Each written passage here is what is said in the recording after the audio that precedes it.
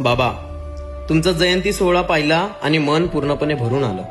ती फक्त लोकांची गर्दी नव्हती, ती तुमच्या प्रेमाची, तुमच्या कार्याची, तुमच्या नावावर जीवापाड प्रेम करणाऱ्या सेवकांची ओळख होती.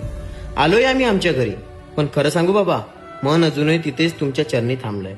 घरात आलो तरी त्या भवनाची ओढ काही कमी होत नाहीये. त्या गर्दीत उभं राहून एकच जाणवलं, आपण किती भाग्यवान आहोत की तुमच्यासारखे मार्गदर्शक महान त्यागी बाबा जुमदेवजी आम्हाला मिळाले. तुमचं नाव घेतलं की छातीत वेगळीच ताकद निर्माण होते. बाबा, तिथे असताना वेळ थांबावा असंच वाटत होतं, कारण प्रत्येक क्षण तुमच्या सानिध्यात जगण्यासारखा होता. आता परतलोय, सगळं नेहमीसारखंच आहे, पण मनात एकच भावना आहे, लवकर पुन्हा तो दिवस यावा, पुन्हा तुमच्या चरणी बसायला मिळावं. बाबा, तुमचं प्रेम, तुमचं मार्गदर्शक आणि तुमची छाया आमच्या आयुष्याचा खरा आधार आहे. तुमच्याशिवाय काहीच नाही आणि तुमच्या सोबत सर्व काही आहे.